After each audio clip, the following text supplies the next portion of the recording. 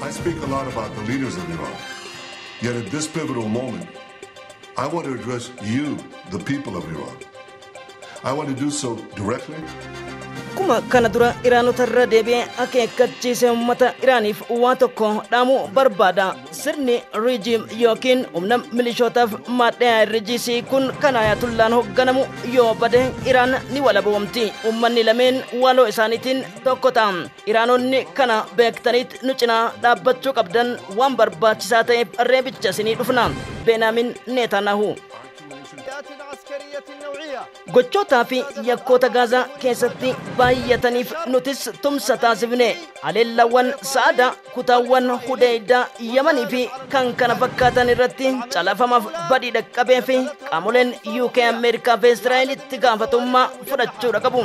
Haleellaan hamma Gaazaarraan dhaabbannetti misaayilonni kenna qarqaba isaanii heddummeessaniiti itti fufu jedhe Yahyaa Saareeni. Nageenyi Rabbii guddaan isin biratti jiraatu kabajamtoota hordoftoota keenya kuni mudde 28 sanbata barii ganama maddeen balballoomii miidiyaalee wabeeffanneen itti fufnaati dhimbiibbaa kanaan gara ijoowwan keenyatti aananitti nu faana bu'a. داخلية في حكومة تصريف الأعمال إلى أن هناك بعض التصرفات مما أسمته أو وصفته في بيان إن جيش الاحتلال الإسرائيلي المجرم اقتحم مستشفى كمال عدوان. أعلن الجيش الإسرائيلي اعتراضه صاروخاً أطلق من اليمن قبل دخوله الأجواء الإسرائيلية. إذن أصوات صواريخ اعتراضية لدخول هذا الصاروخ الأجواء الإسرائيلية. قوات الأمن العام أنهت عملية عسكرية موسعة استمرت عدة ساعات في المدينة. أوضحت القيادة أن العملية شملت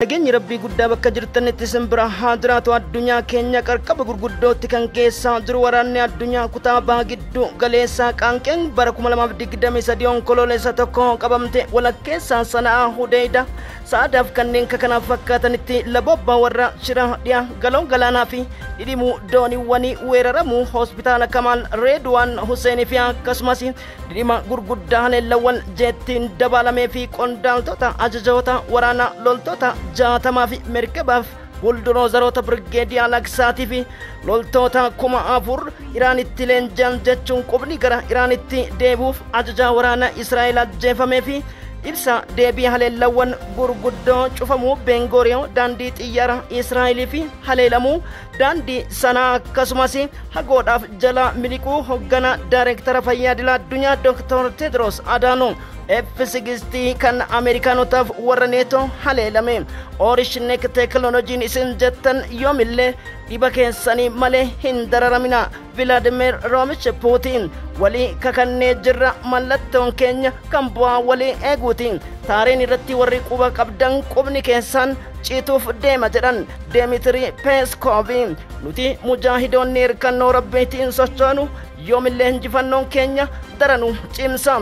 Lammiilee Ameerikaa 10 gadhiisuuf Ameerikaan nama bakka buufattu. Israa'el wajjin dhimma jedhu ammoo diraamaa qoosaa hadhiistu. Abu Ubeydattu jedhe har'a lolli cimaan kutaa kaaneenus raafaaf jabaliyaa irratti gaggeeffame ija addunyaa hawwate jira. Haleellaan adda daguudhaan Israa'el Libaanos irratti taasifte maal dhaqqabsiise? Qophii Iraanii fi sochiiwwan gurguddoo Abu Muhammad Julaanii humnoonni maadheewwan Sooriyaa waamicha Muhammad al-Bashiri muummee ministeera yeroo Sooriyaa dhagahuun raajii ta'een Damaasqoo Taartus kutaawwan hedduu irratti injifannoo boonsaa argameef Sooriyaanonni qooda wareegama kaffalanii alaabaan Nasrii dhaabbachuu qaba jedhanii Hayaat Tahriir al-Shaam warra aqiidaa sunna wal jamaati kabajamtoota hordoftoota keenya sobaaf dhandharraan idil addunyaa irratti galman ga'u kaleessa maal jettan har'a Gaazaa maaliin ilaalaa jirtan Raasif Tayyib Ordoga, Madde Balbalomi, Al Arabia, Al Jazeera, Hindustan Times, Times of India, Newsweek, The Wall Journal, Straight, Financial fi The Middle East Monitor, Qabannee Simbiraan Keenya. YouTube kana faarwatanan subscribe gochuun maatii keenyatti dabalama. Harka keessan harka keerii qabate haa taasisu. Like gochuun mallattoo surra quba coqolaasaa sanduuqa keessatti CTN jechuun barreessuun nu faana bu'a. Maddeen ragaa waayitawaa odeeffannoo baha giddu galeessaa Gaazaa Al-Aqsaa weedduun warra jiishota sirba isaan Al-Aqsaa seenanii boo'ichaan galuun kan galaalchamu CTN irraa afaan Oromootiin nu faana bu'a.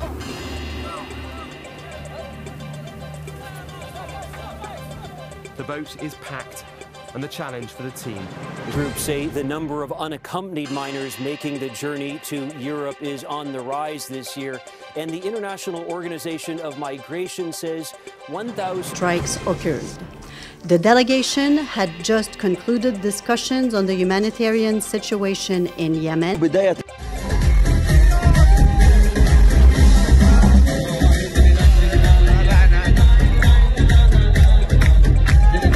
Hedduun isaan dhiichisan kuni xiiqii masgidul Al-Aqsaa tuffii amantii isaan qabanii fi cabsine injifannee hospitaalota saamne kan kadhattu goone harka keenyatti deebifannee isteeta jiwishotaatti jedhanii yeroo isaan ayyaana qillee wabeeffachuun akka barbaadanitti dhiichisan gaddi guddaan sanduuqaan itti galee hundaafiyyuu gabaasa maadhee dhimbiibbaan viidiyoolee Aljazeera Al Arabiyaa fi Hindustaanti kan erga gurraan isin geenye gara qaama balballoomitti deebina. Kun Caayaa News teekinooloojii sagalee mujaahidoota mallattoo qubaasan like taab share gochuun dagatina nu jabeessa ulfinni alaamana keeriin guyyaa kana hundi harka keessanaa taatu nafaana bu'a. كريم الفلاحي الخبير العسكري والاستراتيجي مرحبا بك سيد حاتم. عندما يتحدث جيش الاحتلال عن أنه أنهى عملية عسكرية في وسط وجنوب القطاع دمر فيها بنى تحتية للمقاومة، هل العربي كان معنا من مدينة غزة؟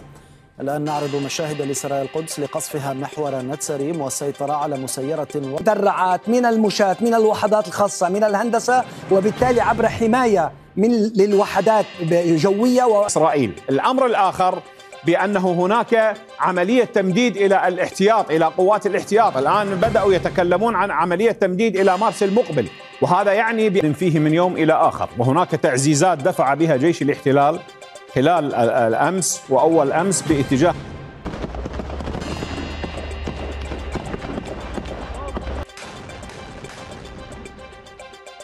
التلفزيون العربي خليل القاهري. أهلا بك خليل.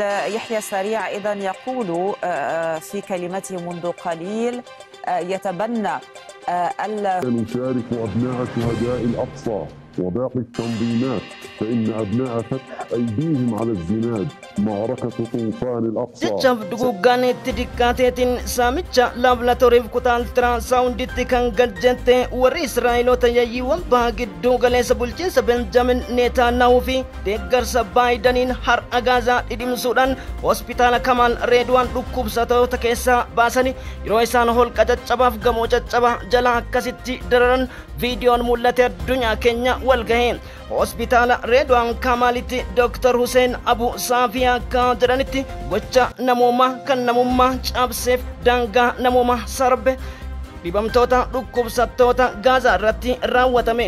Gocha kana gocha shira seenaa keessatti illee yoomillee dagatamne. Dhaabbanni fayyaa waa hundarraa bilisa. Shororkeessitoonni nuti wal'aanaa jirru tokkos hin jiru. Seenaa laalaa jenneen saniin booda immoo kan irratti roobe hospitaalicha dhibamtoota keessaa gabbaasanii misaayilota xiyyaara oloo gubbaadhaa gadi rooban jechuun ibseen. And in another video on a different day, a missile shakes. Hospital director Dr. Hussam Abu Safia says a missile launched from one of these unmanned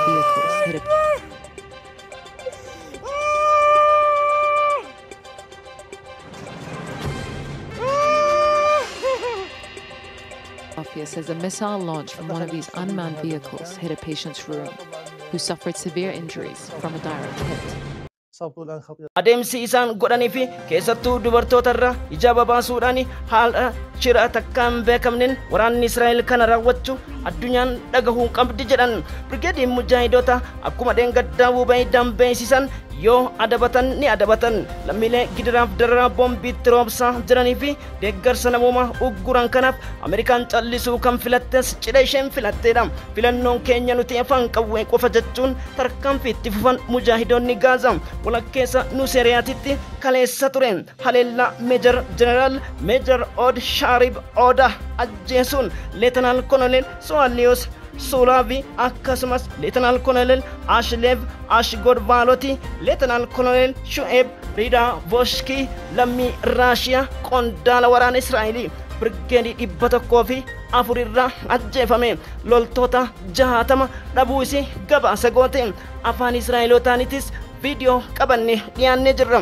gabaa 44 akkasumas kanneen bultiroozaroota 26 ol barbadeesse Brigeediin Mujaahidoota humnoonni gaardii gurguddoo Israa'el lafoo taankii irratti barbadeesse kun kumaandoo karaa Israa'el qutseenuu ta'uun beekamaadha jedha Associated Press gabaasa Gaazaa keessaa bahaa jiraniin Israa'el hedduu naateen fuula isii gara Libaanosii fi Sooriyaa fi Yaman irratti yeroo isiin deebistutti kumaandoowwan kanneen 4000 ta'an Brigeedii Al-Aqsaatti makamuunitis irra deddeebinee gabaasaa turre Abuu Ubeydaan akka jedhanitti si'achi lammiileen Ameerikaa waywaattan karaa nama bakka buufattanii kennuu dandeenya kan Israa'eloota garuu walabummaa Gaazaatiin eegna fedhan ajjeesan fedhan hadhiisan jechuun mul'ii warra Benaamin Netanyaahuu kute haleellichi itti fufee jira lammiilee 340 guyyaa lama keessatti ajjeesuun gocha suukaneessaa jedhame Brigeediin Al-Aqsaa droonota har'a fayyadamuun humni Hamaas cimuudha agarsiisa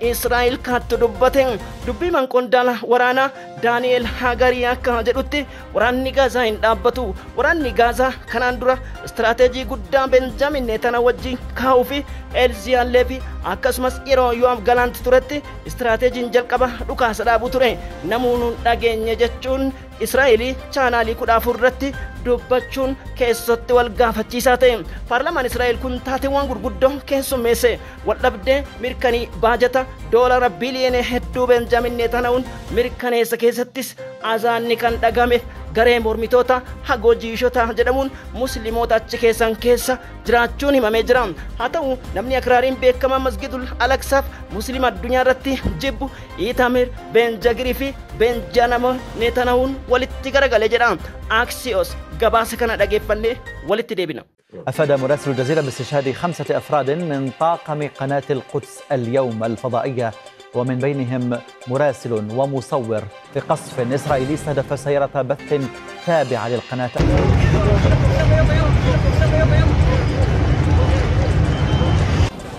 نحن الآن في ساحة العباسيين أحد الميادين المهمة. دخول هذا الصاروخ الأجواء الإسرائيلية.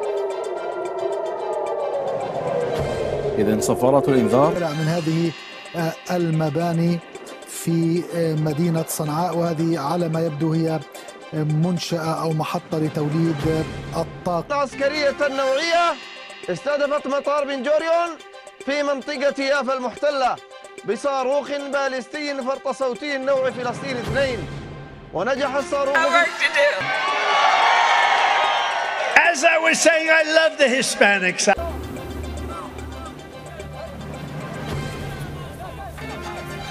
The vote is packed, and the challenge for the team is... Groups say the number of unaccompanied minors making the journey to Europe is on the rise.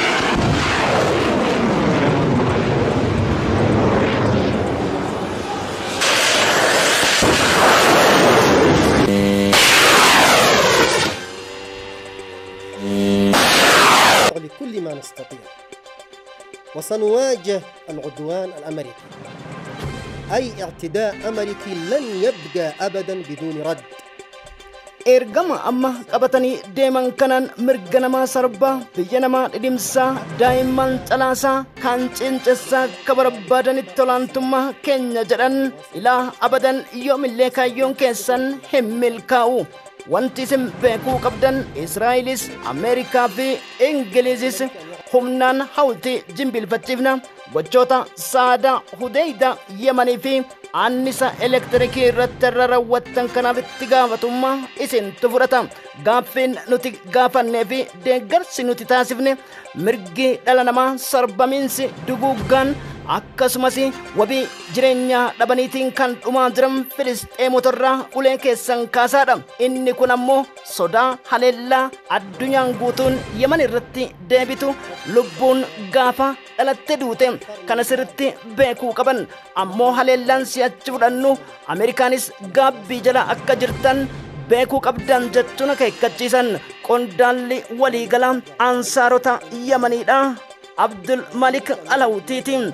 Gama biraatiin tarkaanfiiwwan galoo galaanaa irratti baqattoonni idila addunyaa hedduun Afrikaaf biyyoota duubatti hafoo ta'an irraa baqatan dhidhimaa jiran dambaliin garmalee dabaluu kan jedhanis akka itti aanutti dhiyaatu. Uwwisa miidiyaa argachuu kan dhabe galoon galaanaa fi jireenyi baqattummaa dhaabbanni baqattoota idila addunyaa Yemaniif Liibiyaa irraa ka'uudhaan dooniiwwan hedduun dhidhimaa akka jiraniif lammiileen biyyoota Afrikaa hedduun isaanii galaana qurxummii faanfeerraa irbaataa ta'aa jiraachuu fi dhimmi rakkoo baqattummaa keessattuu biyyoonni Awurooppaa Itaalii dabalatee gidiraa gurguddaa argaa jirra jechuu isaaniitiin wal qabsiise. Dhidhimaa tibba kana dooniiwwan galoo galaana Meeditiraanii irratti ta'aniin gareen lubbuun qorannaa taasifame 1,400 ga'uu isaadha dhaabbanni kola baqattoota idila addunyaa beeksisee jira. Gamtaan Awurooppaa cimsa irratti hojjedhaa jedhusa gammatti furmaata tokko akka hin argaminii fi dooniiwwan bidiruudhaan buutamaniitiin kanneen maallaqa hedduu gaafataa jiran akka jiranii fi lammiileen amma danda'amanitti dhimmoonni kun dhaabbata mootummoota gamtoomaniitiin furamuu akka qabu biyyoonni adda addaa yeroo itti dhaabbata gamtaa Awurooppaatis ta'e qo'annaawwan garaagaraa dhiyeeffamus furmaanni hin godhamne. Reebdotaaf akkasumas adamsitoonni dooniiwwanii galoo galaana Indiyaa akkasumas Paasifiik kanneen gara lixaa Meeditiraanii galaana gurraachaa fi baqattoonni Liibiyaa irraa gara Awurooppaa akkasumas Yemen irraa taasisan haalli ulfaataan jiraachuudha kan beeksisee fi ji'oottan lameen dhufan keessatti jireenya baqattummaa dooniiwwaniin kanneen taasisan rakkoo hamaa galoo galaanaaf dambalii ol ka'uu akka danda'us meeteoroloojiin dhaabbata idila addunyaa beeksisu maddeen Al Arabiyaa Aljazeeraa fi Sky News gabaasanii jiran. Haleellawwan walii galaa dhukaasa dhabuu guyyoota 60 Libaanoosii fi akkasumas Israa'el gidduutti taasifameen har'a haleellaa guddaa raawwachuun ajimmi kaatii muummeen ministeera Libaanos himatanii jiran. Lammiileen dahiyaa akkasumas kanneen kifarkiila irratti ajjeefaman 16 ta'uudha mootummaan Libaanos himatee jira. Haleellaan gama biraatiin Hizboollaan meeshaa deeggarsa 80 ta'an Israa'el irraa argate jechuudhaan himattee fi haleellaan guyyaa Jummaa kaleessa raawwatame kana dhoowwachee Hizboollaan diroonota gara Haifaatti gadi dhiisuun lammiileen siviilii 9 madaa'uu Teel Aviv beeksiftee jirti. Benjamin Netanyahuun Hudeyda Yemen sanaa wal qabanii fi lola guddaa Iraaniif qophaa'aa jiranitti Raashiyaa, Chaayinaa fi Kooriyaan kaabas ibsa baasuu isaanii Associated Press gabaase. Iraan gama ishiitiin naqattoo guula nikileerii hidhachuu fi Raashiyaan akkuma Beelaarusitti Iskaandar misaayilii balbala taareen dhaabuun Yuunaayitid Isteetsiif bulchiinsa Doonaald Tiraamp guyyootaan booda masaraa seenuuf deemuuf qormaata guddaa akka ta'etu himamaatii jira. Sooriyaan gama ishiitiin humnoonni hidhatan hundi maadheewwan gara bulchiinsa mootummaa ce'umsaa ijaaruutti akka fufan waamichi dhiyaatan kan jedhedha. ویدیو kana daawwannee walitti deebina. رسیده کنترل نشه توسط امریکا و اروپا و بخواد چنین جنایت‌های رو ادامه بده. isa digdamejja Ameerikaa deeggarsiifachuudhaan raaraarii kenna rukutan qabiyyeewwan keenya barbadeessuuf ture hunda sadarkaa jedhamuun to'anne to'achuu qofa osoo hin ta'in egeree Iraanota irratti maal gochuu qabna kan jennu alkuudhaan itti yaanne waa hundaafuu akka isaan yaadani miti humnoota luuxaniitiin galan hedduudha torbee kana to'anne gochi Israa'el deemtu maqaa maadheewwan hedduuwwan nutti maxxansuun nuufi addunyaa faallaa deebisuun qabeenya boba'aa fi akkasumas humna annisa nikileerii Ameerikaa wajjin dhaadatan galmaan ga'uudhaaf kun ammoo akka bara Qaasim Suleeymanii Baagdaaditti ajjeesan qondaaltotaaf abbaangoo amantii ajjeesuun yookiin olaantummaa dhuunfachuun irree jedhan Israa'el baagidduu galeessaa keessatti hammataa hin jirtu gonkumaa isaaniif milkaa'u. Nugusummaa mootummaa isaan mootumuu barbaadan eenyus ittiin dhiisu Iraan waan ishee ta'u beekti kan dhufeef ammoo qolannaaf qophiidha jechuun dubbatan Jeneraal Muhammad Bahagaarii ajajaa waliigala Iraan Revolutionary Guard Riippaabilikii Shiyaa Islaamota Iraaniiti.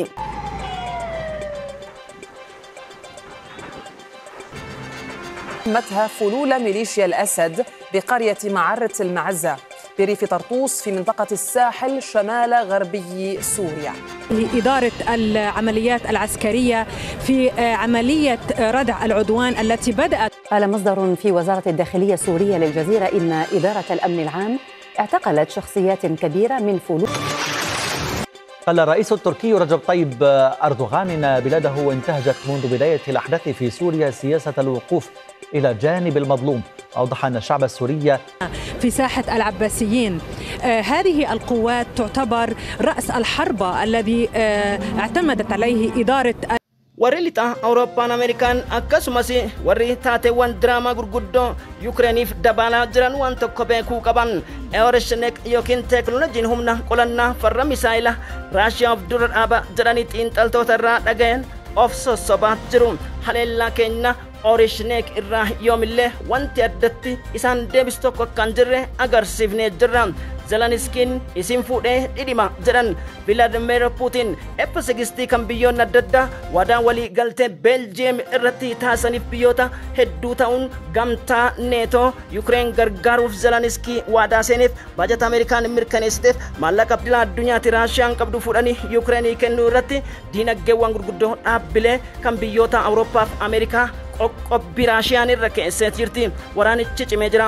Akkasumas deeggarsa loltoota 10,000 kan taasifte Kooriyaan kaaba loltoonni isii booji'aman kan jedhu soba taasiftee jirti. Haleellaa daangaa Kursk to'atee fi Zaaporoozhiyaa guutummaatti Raashiyaan dhuunfachuun wal gaafachiisaa ta'e. Loltoonni neetoo hedduun booji'amus Raashiyaa Kremlin kaleessa beeksifte.